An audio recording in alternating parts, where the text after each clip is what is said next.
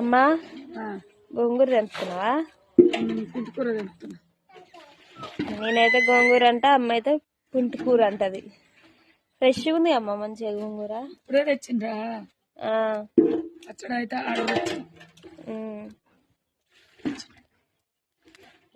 అమ్మ అయితే గోంగూర తెంపుతుంది. ఫ్రెష్ ఉంది గోంగూర అయితే. మీకు ఎవరికైనా పచ్చళ్ళు కావాలనుకుంటే స్క్రీన్ మీద అయితే నెంబర్ ఇస్తాం, ఆర్డర్ అయితే చేసుకోండి. అందరూ అయితే ఏం చేస్తారు? బాయ్ అందరికి.